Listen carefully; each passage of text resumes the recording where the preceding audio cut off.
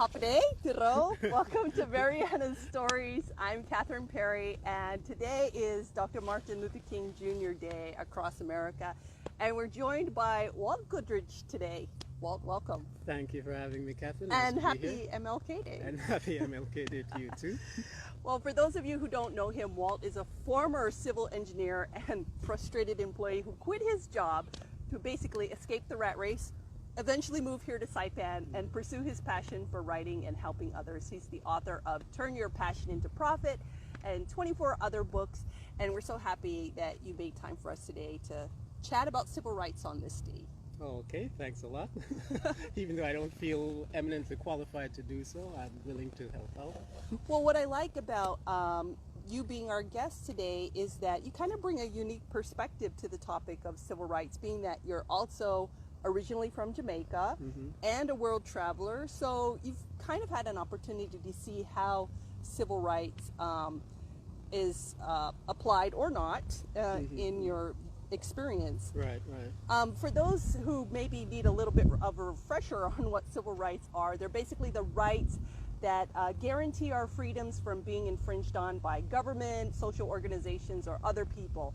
And if you're wondering how that applies to us, if you chose to worship this week and nobody forced you to go and nobody told you how you had to worship, or maybe you chose not to worship, that's one way we got to exercise our civil rights this week. And then if you like our show or you don't like our show and you want to comment on it publicly, that's also one of your rights. So definitely civil rights apply to everybody, not just what MLK did. Give us a little bit of an idea about your background and how it influences your perspective on civil rights. Okay. If you recall, when you asked me to do this interview initially, I was reluctant simply because MLK Day for a lot of people represents the civil rights struggle in the United States between blacks in America and whites in a larger society. Because I wasn't born in the United States, I was born in Jamaica, an all-black country, and I came to the United States when I was younger. I'm not American. I'm still a green card holder. I didn't feel qualified to really speak on it from the perspective that I originally thought you were asking me to speak about. Because I'm not a history. History was my worst subject in school, so I'm not a history buff, and I don't really. While I'm aware of the interrelationship between people in the United States, and from an observer's point of view, from an outsider's point of view, I believe, it's not something that I've studied, so I never felt really qualified. But as someone now who's lived here most of my life, and by here I mean the United States, I've been able to see things a little bit, I think, differently than someone who was born here and who grew up here. So there are certain things that I see that are different from the way I was brought up in Jamaica, certain things about the black experience in the United States versus what it means to be black in Jamaica that I think is interesting, that people might be curious about or be unaware of. So what was it like growing up in Jamaica? As you said, a black community. How was that different from what you perceived when you moved to the United States as far as civil rights? Okay, growing up in Jamaica, we have about 2 million people there. The country has always been 90% black. There's never been a time when there was a greater majority of people in Jamaica. So I grew up with my politicians being black, being Jamaican, my teachers, the scientists, even on our currency we have Paul Bogle, a national hero on our $2 bills. So the concept of and I spent my formative years there, so my self-concept, who I am, what I'm capable of, how I relate to the larger society is different, I believe, than someone who grows up in a society in which they are the quote-unquote minority. So you don't see yourself reflected as much in the media, in television. So you might tend to see yourself as somewhat separate from the larger society. So that's one difference that I noticed, when I came to the United States. You kind of didn't have that weight from the society you grew up about feeling repressed or that your rights were infringed on. I know one of the things you've mentioned is that in your travels around the world, you've noticed that there is a particular stereotype a lot in the media about what an American is or an African American. What are your observations on that? One of the things that I think that I've encountered is that a lot of people, based on the proliferation of U.S. media around the world, because the movies that you watch, the advertisements, all of these things are coming out of the U.S. So a lot of people in other countries are getting their perception of what black culture is, and I put that in quotes, and they're ascribing that to all of the things that are unique to black American culture.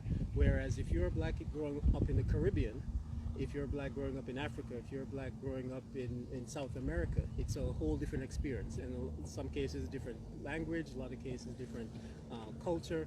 So there is no such thing from this perspective as a global black experience, even though there was a television show radio show a couple of years ago called The Global Black Experience. Really? Which, is a whole nother discussion. But there are certain things that are unique to being Caribbean, certain things that are unique to being What African. are some of the things unique to being Well, Caribbean? for example, in fact, also unique things about being within the Caribbean. Let's say someone growing up in Trinidad has a different perspective on life, different perspective on themselves, different culture, different food, different religious affiliation than someone growing up in Jamaica. So even within the Caribbean, a Jamaican doesn't want to be mistaken for a Haitian, or a Haitian doesn't want to be mistaken for a Trinidadian. We have our unique identities as well. But music, culture, just ways of being, self-image, a whole little differences that if we had more time I could go into. But even a Jamaican who grew up in Jamaica, speaking the Queen's English, has a different way of communicating than someone in the United States. I mean, obviously we can all understand each other, but there are certain differences in culture. In Jamaican patois, for example, we have influence from Spain, influence from Africa, so there's certain little subtleties in how it makes sense because it's a totally different part of the world, different political structure, different culture, different everything.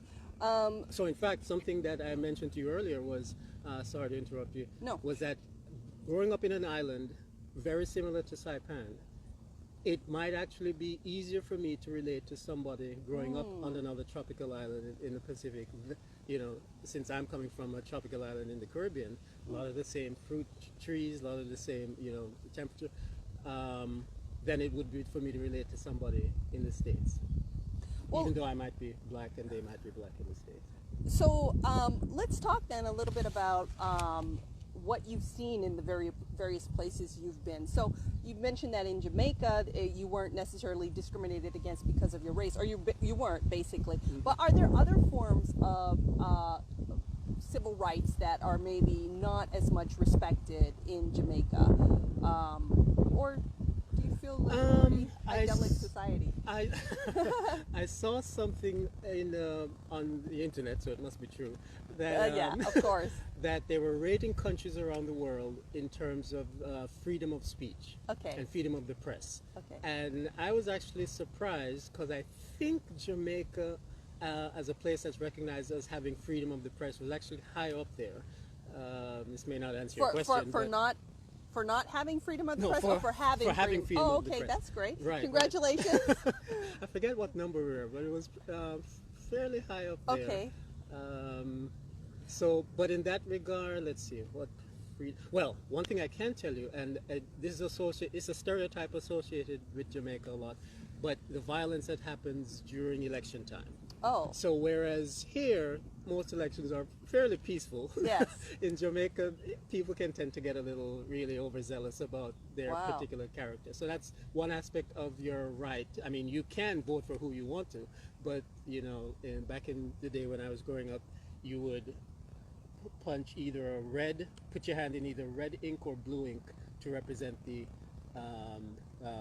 party that you're voting for. Well, so you had to indicate right. Whoa. So you would leave the voting area and people would know you know, And whether would you people are get harassed for that? harassed is a very mild term. Oh, okay.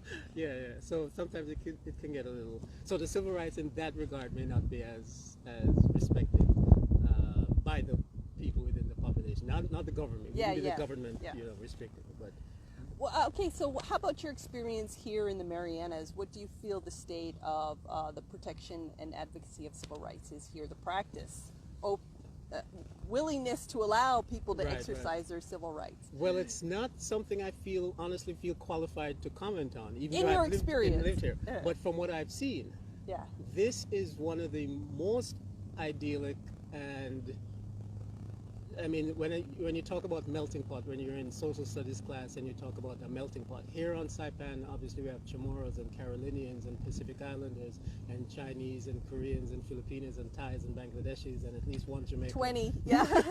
Over 20 ethnicities Right. in the Marianas. And for the most part, of course, there are little dissension here and there, little things that people, you know, comment about each other. But for the most part, you have a society here where people are living harmoniously. And that's something that I like, something I've experienced, and I feel very welcome here when I landed, you know, a couple of years ago. And so my experience here has been very, very positive. And from the books I've written and the things that I do, you can see I love Saipan. We love Saipan. Well, I mean, it's so. I think when you grow up in a country like America, where your freedoms are guaranteed and your rights are guaranteed, it's really hard to imagine life without those rights. And I remember I met a gentleman from Palestine, and I asked him, what values are important in your culture? And he said, what do you mean? And I said, well, in my culture, respect is one of our important values. Respect for your parents, respect for your family. And then he said, for us, it's freedom. And I never would have thought of freedom as a value, but coming from his perspective, it made sense. And I imagined what my life would be like if I didn't have freedom of movement or things like that. So, what in your experience have you seen in maybe some of your other travels, other than being in the Marianas in Jamaica, related to civil rights, and how does that inform your perspective? Well, something that just came to me as you were talking about it, you know, there are different ways that your civil rights can be withheld or infringed upon. And some of that can come from the people around you, and some of that can come from the government itself. So in America, for example, a lot of the infringement on the civil rights of blacks is actually coming from the government. You have the Jim Crow laws, you have actual laws on the books that say you cannot do this or you cannot do that. So there's one aspect where you're living in a society that's controlled by another group, and that group has decided for their own reason, for whatever reason it is, to restrict your civil rights from, as a particular group. So there's that, and that's a very oppressive thing. That's an institutionalized thing. That's something that is one topic. Then there's the daily interaction, which comes a lot from, the way that your neighbor will treat you often is influenced by how the government has designated you as a citizen. So there's the daily interaction. There's a daily interaction, the little microaggressions that they call it among people. Microaggressions, wow. Like, for example, you may not realize it, but someone of an oppressed group will go on a train, and other people come on the train, but they will refuse to sit next to that person on the train. Something that you wouldn't know. Have you ever noticed this have you personally ever seen this? I've seen it, yes. I've seen it. And some of it, yeah, I've seen it. So there's the little things like that you might not even notice. So you're reading your paper on the other side of the subway car, and you don't even notice that, there's an empty seat next to that guy for whatever reason. Maybe he has a turban on, maybe he's black, maybe, for whatever reason. So there are little slights that sometimes happen on a day-to-day that you wouldn't notice, but that pile up in a person's experience on a day-to-day basis that affect how they feel about themselves within the society, and also how other people, based on how other people treat them. So I think one of the things a lot of times that, if people aren't aware of that, like for example, just the term microaggressions is something that you may not normally encounter yeah. unless you actually, studying that phenomenon within a society. So I forget your question. So yes, I've some experiences you've had in other countries or things that you've witnessed. Right. Or From my personal experience. Yes. All right. Someone asked me once. I've been to China. Great experience. I love. The people are very friendly. Someone asked me once if there's racism in China. In fact, what I found really sad was that I spoke to a friend of mine in the States and told him I was spending 6 months in China going around, and he said, "Wow, that's impressive. How is the racism there?" He didn't ask, "Is there racism?" Yeah, he assumed. He just assumed that there is, and that is sad. That is sad. So he's assuming that blacks are treated the same way he's used to being treated in the United States, that is a universal thing. So one of the things that I think is important is for people to realize that it's not. The unique brand of white American racism that people experience there may not exist, and often does not exist in other places. I've been to China, Singapore, Laos, Vietnam, Thailand, a lot of places, and the welcome that I get there is, I feel much more comfortable walking through back alleys in China than I would walking on Fifth Avenue in the United States. So that's one thing. So it's a different experience. The other thing I sometimes tell my friends is, of course there are always going to be people who are biased for whatever reason. They may not like you because you have long hair. They may not like you because you're American. They may not like you. But there's always, I use the 50% of the room example. You walk into a room, let's just make up a number. 50% of the people like you, 50% of the people have a bias against you.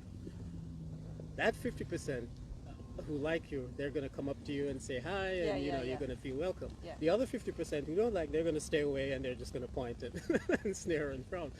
Why spend your time worrying about that 50%? For example, when I go to China, I'm sure that there are people there who may object to me, one, because I'm a foreigner, two, for whatever reason. But those are not the people I'm interacting with. Those are not the people who are running up to me and saying, "Hi, can I take my picture with you?" Those are not the people who are, rubbing my skin and saying, thumbs up. So I don't worry about it. And that's another thing too, as you mentioned, that because I grew up in a country where I'm not conscious about how I relate to a larger population based on my skin color, it's not something that I worry about.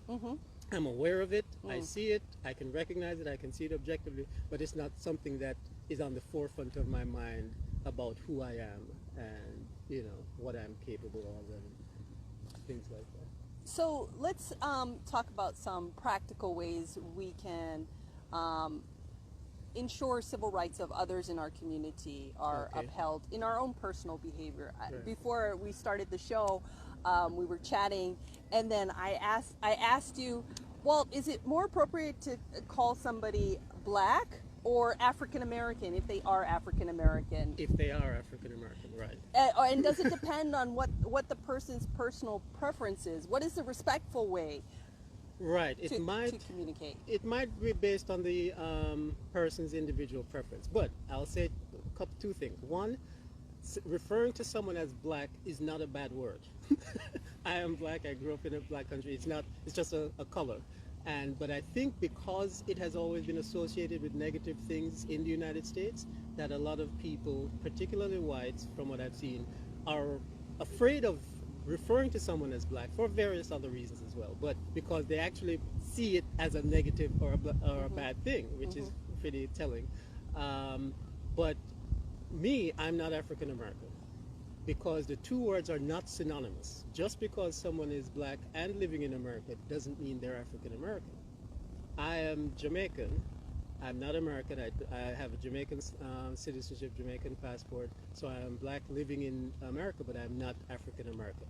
If someone calls me that, if we're in one-on-one conversation, I may correct them and tell them, no, I'm Jamaican. But I think the point that I would make is that the two are not synonymous. And a lot of people simply when they see, in fact, some people will refer to people in other countries as African Americans. So they may go to Brazil and say, "Oh, which fellow are you talking about?" "Oh, the African American fellow over there," because they've gotten conditioned to using it as a synonym for the word black, but it's not. It refers to a person of African descent living in the United States of America who is American. So if anything, I would be, African Jamaican, but because my roots are from Africa, but I'm not African American. So, but I would encourage people just to ask, If you have to, because Right. a lot of times it doesn't even matter. Right. But for me, at least for the people here on Saipan, I'd like people to know that I'm Jamaican. Jamaican. The only Jamaican on Saipan, is that correct? I think there may be one other person. I think for me, the important thing is to really look at people as individuals in order not to discriminate against them, and realize that it's really unsafe and not very fair to categorize people generally, like all Rafalawash are like this or all Chamorros are like that. We know it's not true, so why would we say that about any other group? You have good eggs and you have bad eggs, Right. and so we should learn to love each other. Oh, you like my shirt? It says "Go Love Serve." Excellent. MLK, he always wanted this holiday to be a day on, right? Versus a day off, versus a day to kick back. He wanted it to be a day. Well, maybe you can explain it better than I do, but I thought it was like community service, give back. Right.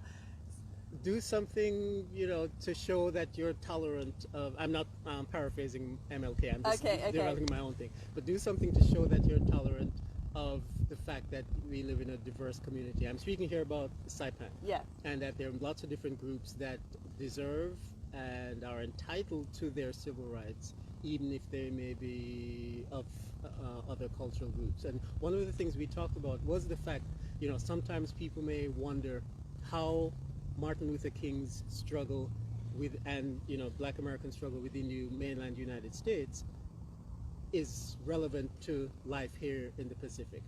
And I can understand how people may not see the connection, but again, because civil rights in America and racism have been conflated, a lot of people assume that because the racism is not, or the biases here are not as part of the society as it was in the mainland, that the unique struggle that Black Americans faced in these states is not relevant here. But I would suggest that because civil rights pertain to how people and allowing people to live in civil society, because that's what civil rights are about, separate from the concept of racism, that because we have Chamorros and Carolinians and Pacific Islanders and Chukis and Yapis and Thais and Bangladeshis and all different groups here, that every one of those groups is entitled to have their civil rights, their ability to live within civil society. To be different. And to be different and to live within civil society and practice their religion and do all sorts of things as much as any other group, and deserve to have those rights and have them not infringed upon by another group. So the concept of civil rights, not racism necessarily, but the concept of allowing groups to live in civil society harmoniously, that is a universal concept. That is something that applies to any society that's not homogenous. Well, even then too. Even then too. Differences. Right. Yeah, But in terms of societies that have such diverse groups, that it is actually probably more relevant here.